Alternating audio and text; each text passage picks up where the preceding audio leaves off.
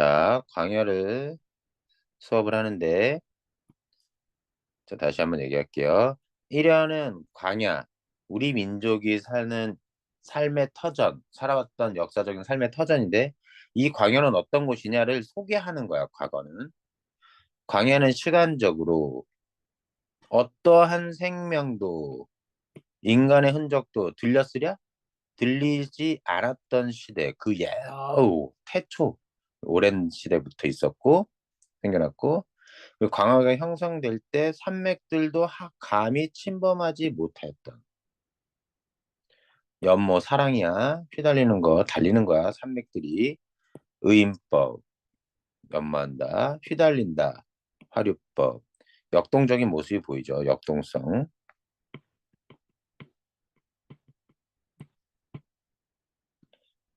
그래서 이곳은 함부로 누구도 침범할 수 없는 공간으로 신성한 곳이었다.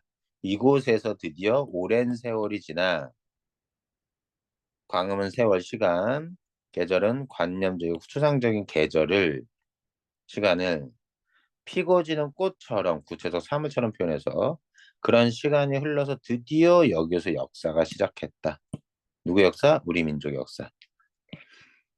그런 곳에 그런데 현재 문제가 발생했어. 어떤 문제? 겨울이 돼서 부정적 현실, 눈이 내리는 상황이 됐어. 그 누구도 침범할 수 없었는데 겨울이라는 상황이 오고 말았어. 자, 매화향기 홀로 아득하니 매화향기 봄의 징조. 자, 대조적인 거. 왜냐면 지조절개를 상징해. 그러니 이 매화향기 때문에 곧 아직은 겨울이지만 곧 봄이 오겠네. 그래서 봄을 맞이하는 자세로서 지금 겨울인 이 시기에 이걸 뿌리는 거죠. 가난한 노래시 화자가 가진 것밖에 없어. 이거밖에 없어. 자기 희생의 의지. 뿌려라 명령. 내가 나한테 명령 내리는 건 문법적으로 어긋나지만 강한 소망을 드러내는 표현. 됐어요. 자, 자, 수업을 듣는 것도 중요하지만 되게 문제를 많이 풀어봐야 됩니다. 다시 천고의 뒤에. 자, 오랜 세월 후에. 여기는 당연히 움직여서 시간적으로 미래.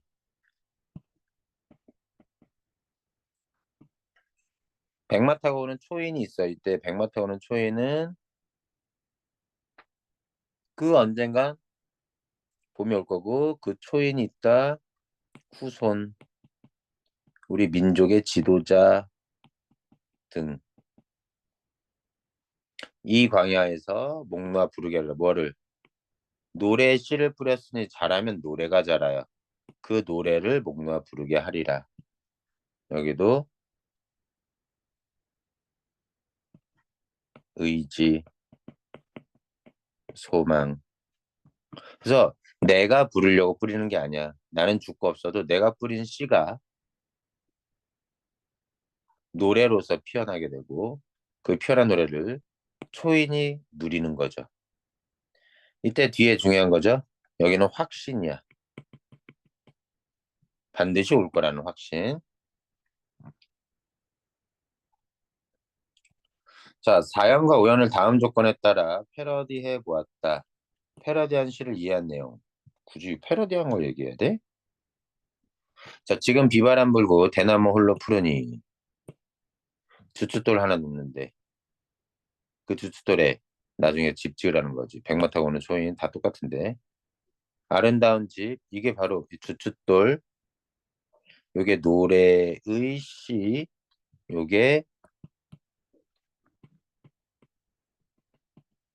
뿌리는 거.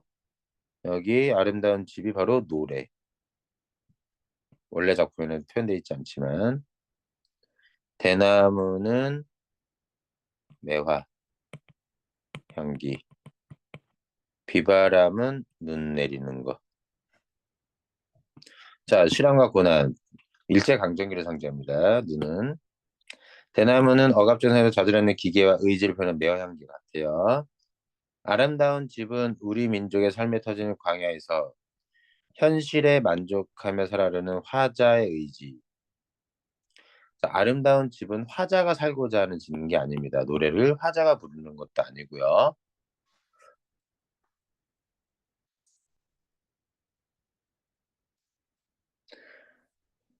현실에 만족하며 살아가려는 태도를 드러내는 것도 아니에요. 화자가 그런 게 아니라 누리게 하리라. 누가? 초인이 누리는 거예요. 다음 3번. 나머지 둘 다 자연은 현재, 오연은 자연의 바탕이 된 미래. 오케이. 오연은 미래. 주춧돌은 건물 가장 아래에 기반이 되는 부분이니까 아마도 미래를 위해 자신을 희생하는 존재라는 걸 가지고 있는 것 같다. 그렇게 볼 수 있겠습니다. 기억에 사용된 표현 방법, 의인법이나 화류법입니다.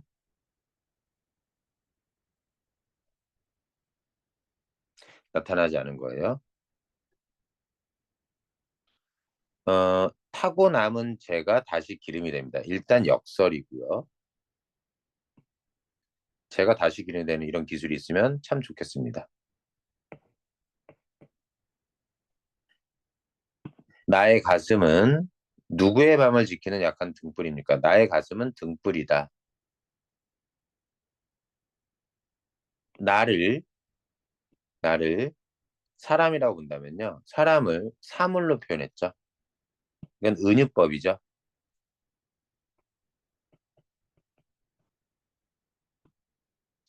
의인법이 아닙니다. 의인법은 사람이 아닌 걸 사람으로 표현해야 돼요.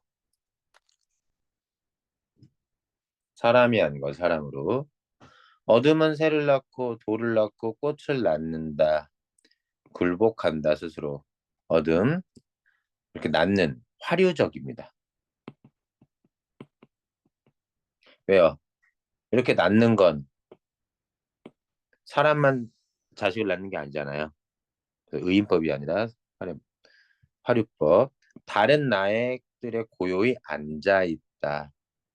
의인법이라고 볼 수도 있겠고 화류법이라고 볼 수도 있겠습니다.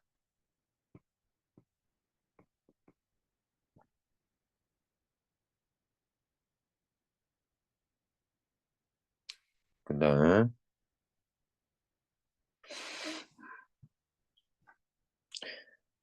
자 나의 순천을 꽃떡이는다. 자 무성한 노음과 그리고 머지않아 열매 맺는 가을을 향하여 애청초는 꽃떡이는다. 헤어지자 섬세한 손길을 흔들며 하롱하롱 꽃잎이 섬세한 손길을 흔들며 꽃잎이 지는 겁니다.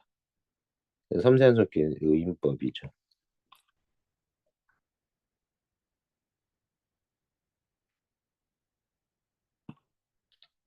먹구름이 몰고 온 수많은 이야기들이 들판으로 몰려든다. 자, 할아버지 수염을 달고 익어가는 옥수수가 치마포 감스의 이야기를 만들고 있다. 그래서 여기에서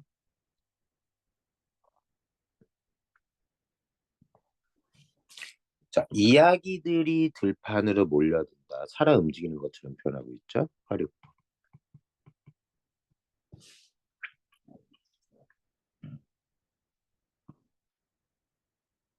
옥수수가 할아버지 수염을 달고 있다. 뭐 의인법이라고 볼 여지도 있습니다.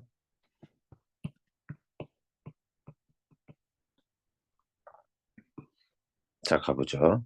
답은 당연히 1번이요. 1번에는 의인이나 화류가 안 들어가 있습니다. 아, 모르는 적이 많네. 가에만 집중해서 가에만 집중해 볼게요. 우리 둘 다 어려운 시대 현실을 살아가느라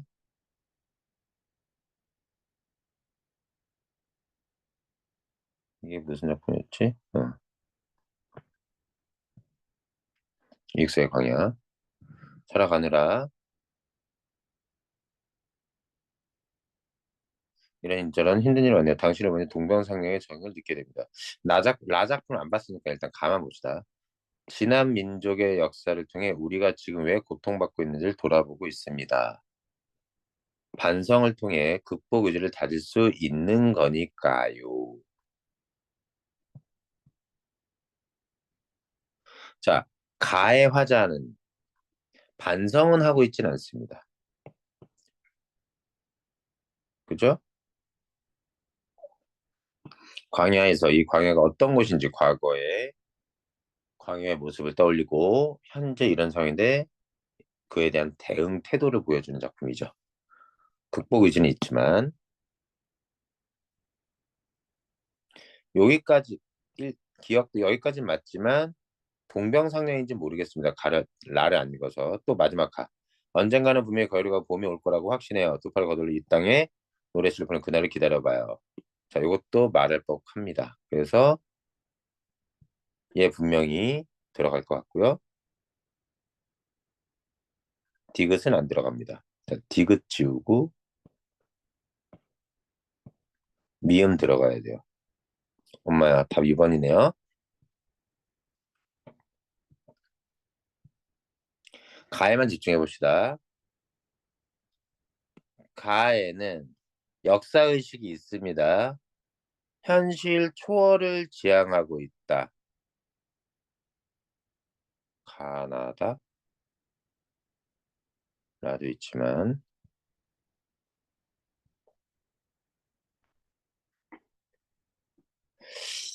이게 말이 애매한데 가에만 집중해 볼게요. 현실 극복 의지를 드러내는데 초월 지향은 좀 이상합니다. 단어가.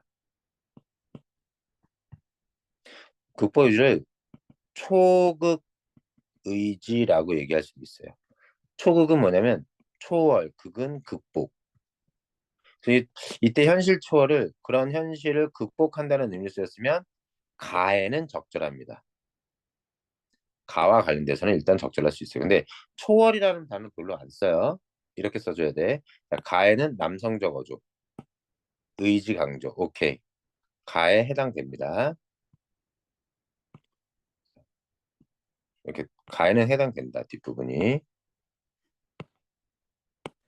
1번 선지 가에 해당 사항 없다. 여기는 이렇게 보지 말자. 극복 의지로 하자. 가에는 시선의 이동, 심리 변화. 가는요 시선의 이동 자체가 없어요. 심리 변화도 안 나와 있습니다. 가에는 일관된 태도예요.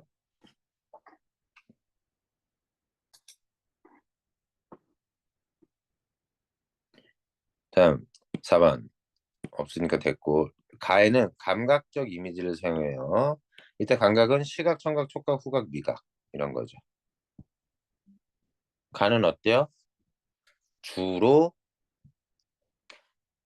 소리, 청각적, 산맥들 달려가 시각, 계절이 피었다 지고 길을 열어 시각, 향기, 후각 이런 감각적인 시어를 표현하고 있습니다. 감각적인 표현을 쓰고 있어요. 그 정도만 보죠. 자, 이게 또 나왔네. 나온 김에 그냥 설명을 한번 해볼까요? 자, 들길에 서서 화자가 들길에 서 있는 겁니다. 이 작품은 뭐냐면요. 1, 2화는 일단 하나로 묶을 수 있고 3, 4화를 둘로 묶을 수 있어요. 보세요. 푸른 산이 흰 구름을 지니고 살듯 푸른 산이 일종의 롤 모델인 거야. 지규법. 내 머리엔 항상 푸른 하늘이 있다. 흰 구름과 푸른 하늘은 의미상 유사. 푸른 산과 내 머리가 항상 유사. 나는 누구처럼 살고 싶은 거야? 푸른 산처럼 이렇게 닮아서 살고 싶은 거야. 하늘을 향하고 산처럼 하늘을 향해 산처럼 지규 두 팔을 드러낼 수 있는 게 얼마나 숭고한 일. 되게 의미 깊고 좋은 일이라고 얘기하고 있는 거야. 자, 두 번째 어렵지 않아. 두 다리는 비록 약하지만 젊은 산맥으로 여겨 삼고 젊은 산맥처럼 다 산을 또 얘기해. 끊임없이 부절히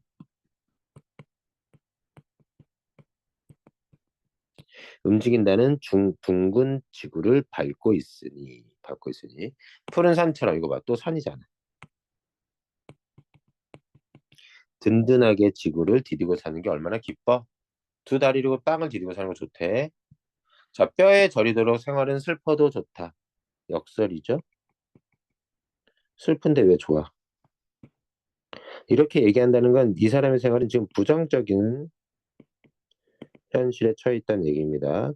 저물어가는 들길 저녁 무렵 푸른 별을 바라보자. 소망, 의지. 왜? 푸른 별을 바라보는 것은 하늘을 사는 거룩한 나의 일관입니다.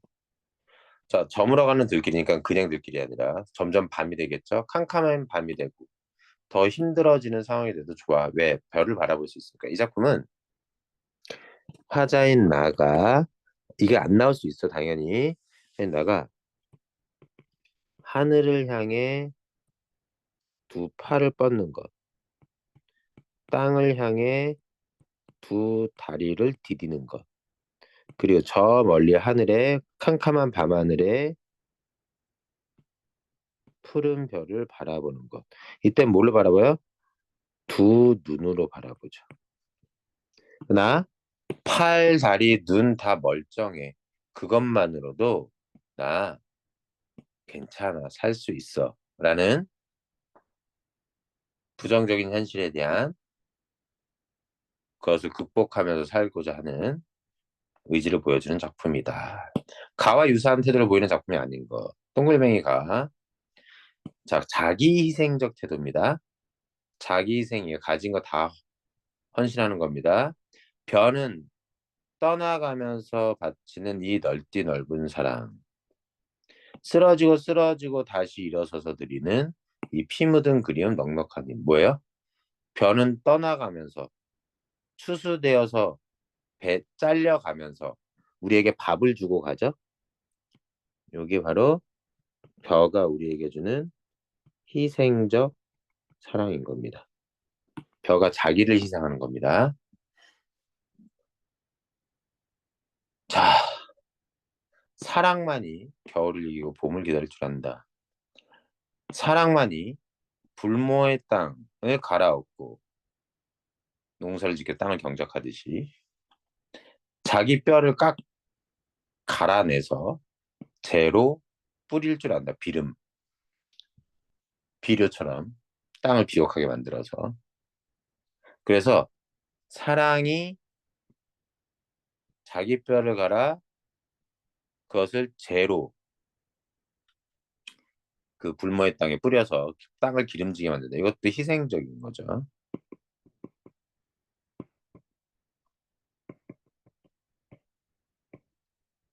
희생할 줄 안다는 얘기입니다. 괴로웠던 선의 행복한 예수 그리스도. 일단 역설입니다. 처럼 십자가가 허락된다면 모가지를 들이우고 꽃처럼 피어나는 피를 흘리겠습니다. 나는. 이게 자기 희생이죠. 자, 어쨌든 희생적 태도입니다. 왜 예수님은 어땠어요? 죄 지은 자들을 통해 대신 못 박혀 돌아가셨다고 기독교에서는 얘기합니다. 희생적 태도.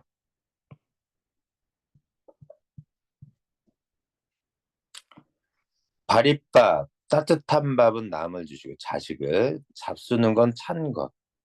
자식들은 두둑히 다 입히고 겨울에는 얇은 옷을 입어. 이거 뭐예요? 어머니의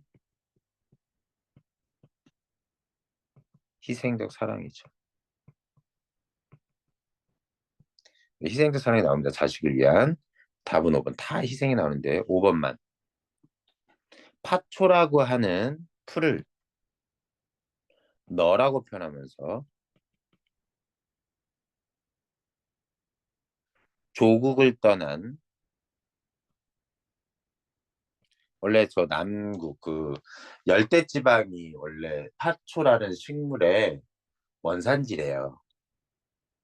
그래서 어, 고향을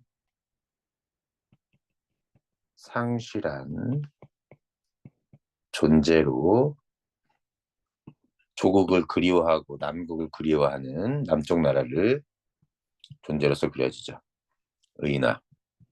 그래서 여기에 5번이 답이겠다. 6번 가와나.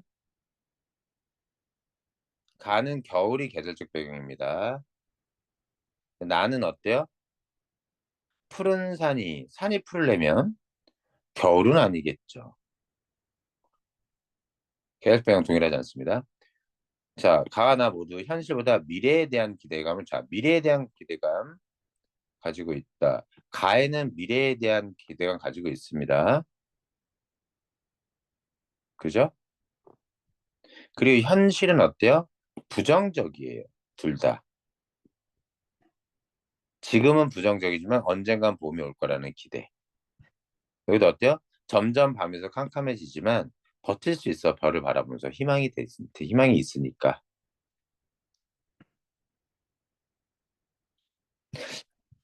나는 근데 미래에 대한 기대감을 하기가 조금 애매해. 아쉽네요.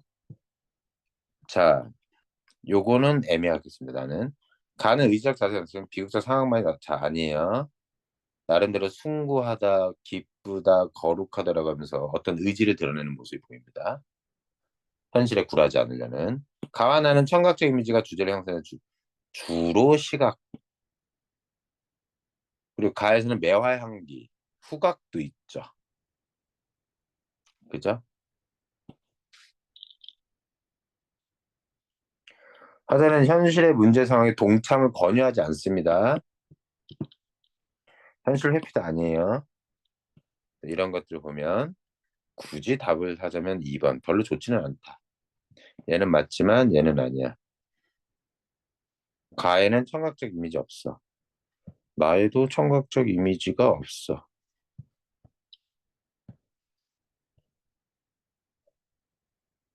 자, 광야 조금만 더 8번까지 한번 풀어보고 한번 가볼까요? 7번. 현실 세계와 작품에 초점을 두고 감상하는 방법. 이거 뭐죠? 중학교 때 배웠던 거. 특정한 시대를 반영해서 작품 감상하는 겁니다. 작가랑 연관 짓는 게 아니고 독자랑 연관 짓는 게 아니고 작품만 보고 해석하는 게 아니라 시간의 흐름에 따라 전개된다. 이거는 작품만 가지고 따지는 감상이에요. 말은 맞지만 보기 박스의 방법은 아닙니다. 유사한 종결 함의를 반복적으로 이것도 작품만. 일제강점기 안담한 시대 답 3번. 4번 작품만. 5번 작품만. 저 7번의 답은 3번이 되겠습니다. 8번 가와 나 그리고 보기. 미쳤어. 이렇게 할 거야 진짜? 이 신 그리고 더 어려운 신데. 아 어떡하지?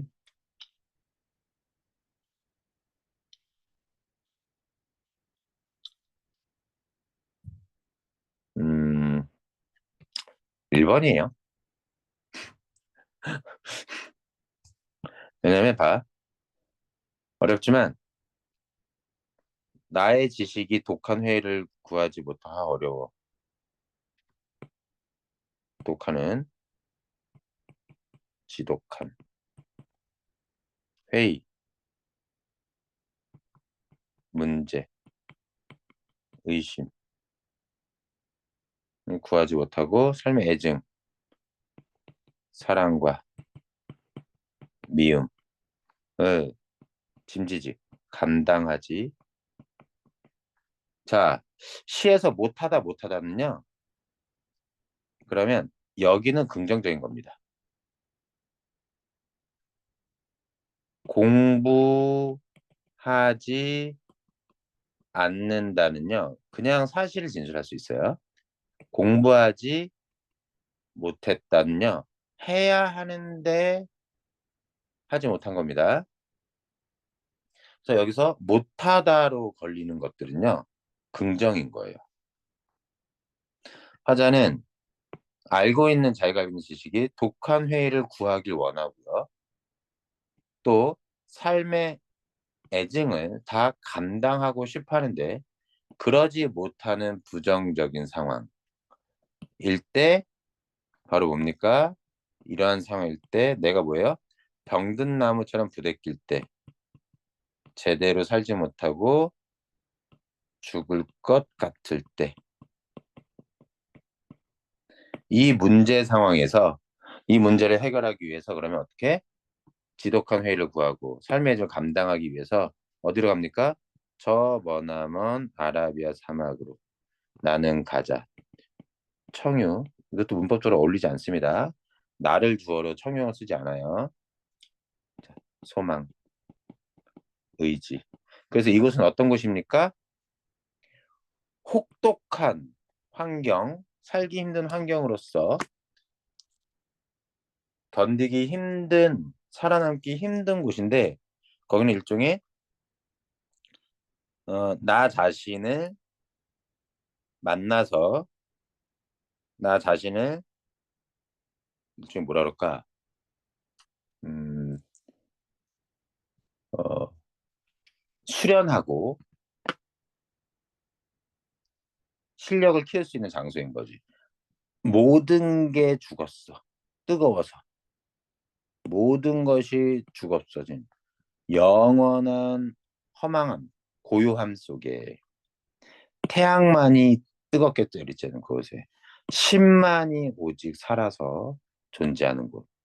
열사는 뜨거운 사막, 이건 태양, 얘는 뜨거운 사막. 그곳은 아무도 없어. 그 뜨거운 고독, 나 혼자밖에 없어. 그것에 있으면 누구랑 만나? 쉽게 쓰여진 시 맞지? 나와 만날 거야. 이게 뭐야? 내면적, 본질적 자. 그렇게 홀로 지내다 보면 면벽수도하듯이 부처님이 깨달음을 얻을 때 홀로 그렇게 면벽수도하면서 있었듯이 그래서 나란 나의 생명이란 같은 말이야. 나의 본질, 내가 진정 어떤 존재인지를 그 본연한 내 진짜 모습을 다시 배우지 못한다면 어느 모래 언덕에서 여기까지만 문제 풀습니다. 그리고 다른 작품 갈게요. 후회 없는 백골을 쪼이리라 의지. 차라리 죽겠다. 배우지 못하면 차라리 죽겠다. 그만큼 죽기를 각오하고 뭘 배우겠다? 나의 생명이라는 그 원시의 본연한 자태를 배우고야 말겠다. 라는 의지를 보여주는 작품입니다. 그걸 배우게 되면 뭐가 된다? 이 문제 상황을 해소할 수 있다고 생각하는 거죠. 쉽게 말하면 어떤 레벨업이 필요한 플레이어가 게임이나 이런 데서 아주 지옥 훈련을 하고 자기의 진짜 내 안에 실력 있는 나 자신을 만나는 거죠. 그게 그런 수련의 공간이 어디다? 수련의 공간이 아라비아 섬이다. 여기는 부정적이고 혹독한 환경이긴 하지만 뭐 할 수 있는 공간이야? 진정한 나를 만날 수 있는 공간. 이 작품 모두 다 의지적인 태도를 가지고 있다.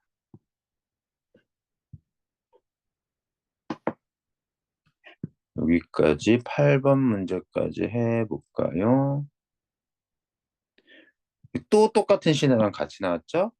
그러면 문제 풀어볼 수 있을 겁니다.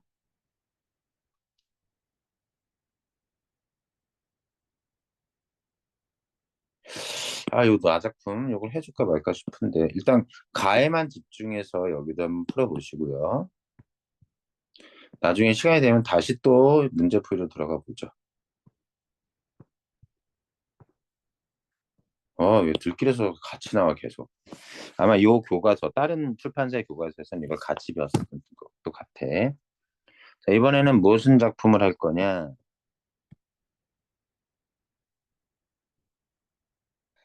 아까 얘기했듯이 가는 길로 가봅시다. 여기 26문제짜리.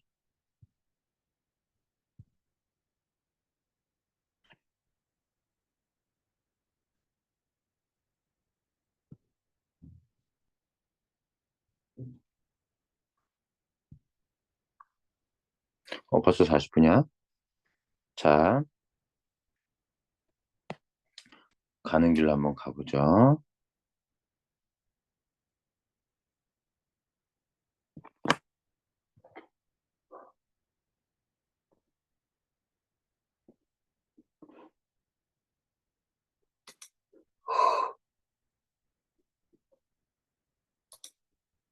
후, 피곤해.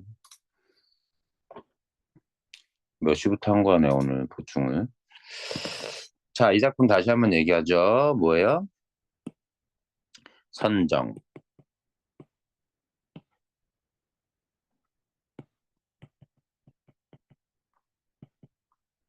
선정. 여기 구경. 여기는 화자의 내면. 일단 처음에 그리움. 떠나는 이별하는 이가 느끼는 그리움이고, 그냥 갈까? 자, 망설임, 미련. 말줄임표를 통해서 여운과 미련을 더 드러냅니다. 대략적인 삼음보예요. 그립다, 말을 할까? 한이 그리워. 그냥 갈까? 그래도 다시 더 한번. 이렇게 한 줄로 면 7, 5조의 삼음보의 민요적 율격을 띱니다. 민요에서 주로 쓰는 운율이래요. 자, 외부의 상황, 특히 요 시간적 배경. 저녁 무렵이죠. 이 까마귀들 다 뭐예요? 그래서 나를 시간 없다고 재촉하는 시간적인 상황, 그것을 자꾸 의식하게 만드는 까마귀들입니다. 그래서 더 내적 갈등을 심화시키죠. 내적 갈등이라는 건 그 미련을, 망설임을. 앞각물, 뒷각물 얘네들은 뭐 학교 사전 참고서는 과거, 현재, 미래의 시간 흐름을 나타낸다 정도로 해석하더라고요. 좀 과한 해석이라 생각하긴 하지만 어쨌든 흘러가야 되는데 내가 멈춰서 흘러가지 못하고 있죠. 어서 따라오라고는 내 앞에 흘러가는 강이 나한테 따라오라고 하는 거고, 뒤에 강물이 따라가자고 재촉하는 거지. 이 또한 재촉하는 거. 뒤에 흘러도 연달아 흐르디다려. 이 부분 울림소리로 물이 흘러가는 듯한 느낌을, 운율을 형성합니다. 분위기랑. 자, 여기를 하나씩 확인해 보죠. 자, 이런 거 보기를 참고해 위그를 감상은 적절하지 않은 겁니다. 답이 아닌 나머지 4개는 외워두셔야 돼요. 한번 보죠. 1년에선 일행을 이름보로 시행을 배열해. 그쵸? 원래 3은 보면요. 한 줄에 3마디를 써야 됩니다. 그립다 말을 하니 한이 그리워 이렇게 써야 되는데 한 개의 음보씩 따로따로 처리해 있죠. 알아두세요. 별에 차마 발이 떨어지지 않는 화자의 심정을 효과적으로 드러내고 있다. 그래서 이렇게 배열하면 느린 속도로 시를 읽어야 되거든요. 떨어지지 않는 것만. 3, 4연에서는 대체로 1행을 3음보로 배열해. 보내는 이의 조급한 심정. 아니죠? 떠나는 이의, 이 시의 화자는 떠나는 사람인데 여기서 보내는 이가 나오지 않아요. 답은 2번. 좀만 더. 사면에서는 어둡고 슬픈 이미를 가진 객관적 상감을. 그게 뭐죠? 까마귀입니다. 이별의 분위기, 슬프고 서글픈 분위기를 더 잘 드러내고 있고. 자연, 화자가 처한 상에 대한 심정을 객관적 상감을, 강물을 이용하는 거죠. 둘 다 객관적 상감물이에요.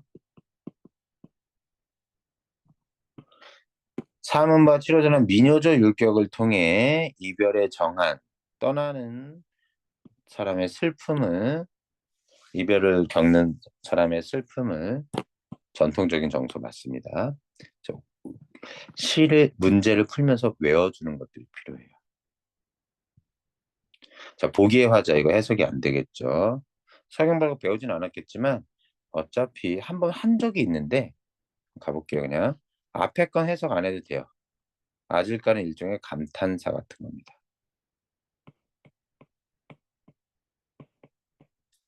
자, 서경은 자 평양 정도로 해석하겠습니다. 평양이 서울이지만 위 도랑정 다른 길이는 후렴구에서 후렴구이기 때문에 굳이 신경 쓰지 않아도 돼요. 길어 보이지만 내용은 대단히 짧습니다. 닦은데는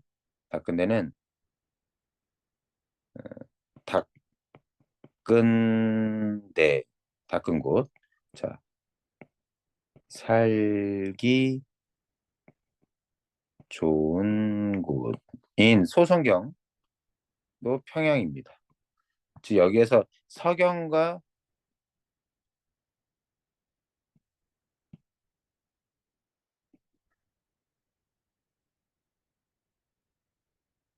어디지? 자, 서경과 소성경은요 같은 곳이에요. 근데 부르는 말이 좀 살짝 다른 것뿐입니다. 그것을 사랑하지만 이별하기보다는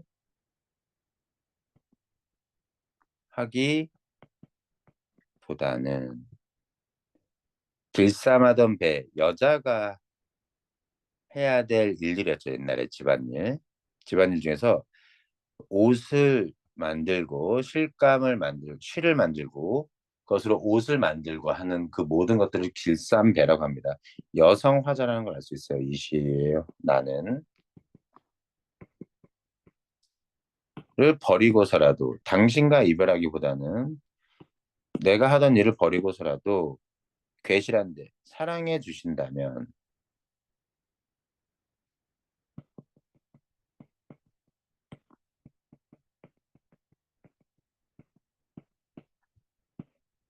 이걸 이렇게 옛날 말로 꼭 써야 되는지 잘 모르겠어. 어차피 내신인데 울면서 따르겠습니다. 자, 무슨 얘기냐? 나는 평양이라는 곳에 살아요. 나는 평양 사랑해요. 그리고 임도 사랑해요. 둘 다 사랑하는데 임을 더 사랑해요. 그래서 떠나는 임을 그렇기 때문에 임이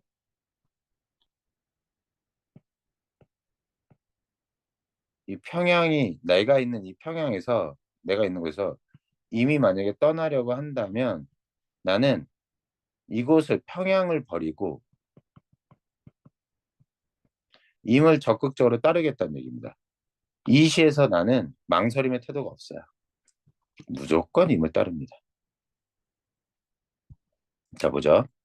떠나는 이의 심정도 편치 않습니다. 마음 편하게 갈 수 있도록 웃으면서 보내주세요. 라고 위 글의 화자가 얘한테 얘기한 거야. 그랬더니 글라스 왔습니다. 삶의 터전과 생계성을 포기하고라도 울면서 따라가겠습니다. 오케이. 제가 느끼는 감정은 이별의 정한이라고 볼 수 있는데 고려인들도 똑같은 감정을 느꼈군요. 이것도 이별의 정한이긴 해요. 저도 놀랐습니다. 무수한 세월이 지났지만 이별의 정한은 우리 민족이 느끼는 보편적인 정서이군요. 근데 위클의 화자. 그런데 이별을 대하는 태도는 다른 듯합니다. 현대인들이 보다 적극적인 것 같습니다. 현대인들이 어떻길래? 이건 알 수 없는 거지. 특히 이 시의 화자는 가장 적극적이에요. 화자가. 자, 2번의 답은 5번. 더 가보죠. 자, 따로 나와 있습니다. 이렇게 단독으로 나와 있네요. 화자의 그리움이 우회적으로.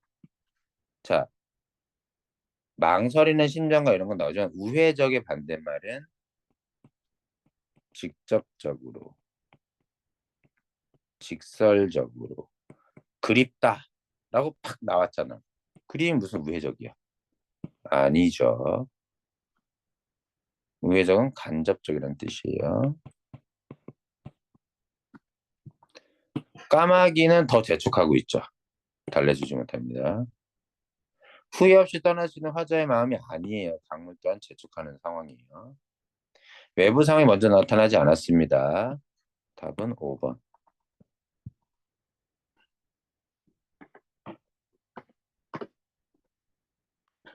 자, 4번. 곧 끝낼게. 기억부터 미움에 대한 설명으로 적절하지 않은 것.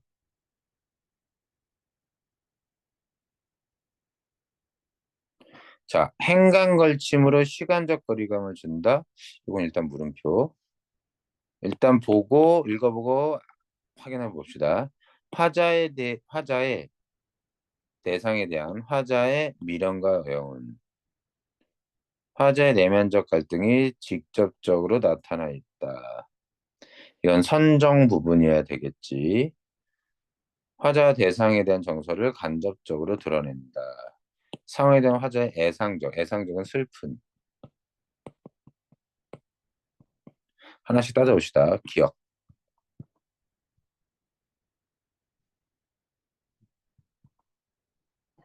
한이 그리워. 그립다. 말을 할까?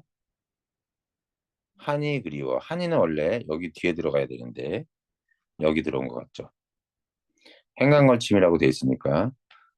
그러니까 그립다. 말을 할까? 하니 그리워. 이렇게 따로 써줘야 될 것 같은데 여기 행간걸침. 아니면 얘를 한 번에 다 써줘도 될 것 같은데 그게 좀 더 자연스러운데 행을 일부러 나눴죠. 자, 행간걸침으로 이렇게 알아두시고요. 학교에서는 이렇게 얘기했는지 모르겠습니다. 맞아. 자, 니은. 대상에 대한 미련과 여용은 여기까지 합시다. 일단 여기까지 설명하고 니은. 다시 더 한번. 오케이. 두고 온 사람에 대한 미련과 여용이죠. 디귿. 화자의 내면적 갈등이 직접 나타나 있다. 디귿. 까마귀는 객관적 상관문을 사용했기 때문에 간접적으로 내면의 심리를 드러내지 직접 드러내지 못합니다. 직접적이 틀렸어요. 재촉하는 상황으로서의 소재죠. 망설이는 화제의 마음을 간접적으로 드러내는 효과가 있습니다. 자, 그래서 간접적 이렇게 나오네요. 강물 등에 간접적으로 드러나고요. 내상적 연달아 흐르뛰다려 나랑 무관하게 이렇게 흘러가는 것에 대한 어떤 야속함을 드러내는 것이라고 볼 수 있죠. 슬픈 감정. 자, 5번까지 한번 하고 다음 시간까지 합시다. 유음과 비음을 사용하여. 자, 유음과 비음을 묶어서 우리는 울림소리라고 불러요. 이 작품 울림소리 사용했습니다. 리듬감. 3번 전체 입력됐고 시행의 길을 조리했어요. 특히 1형과 2형. 자조적 어조. 자조적은요.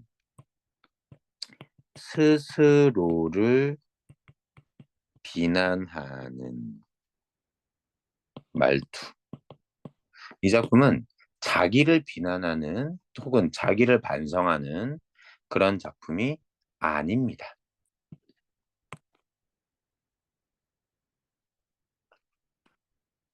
혹은 부끄러워하는 이런 정도로 이해하시면 돼요.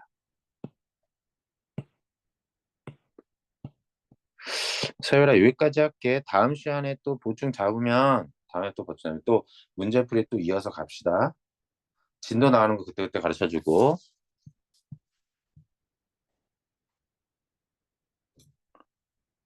수고했어요.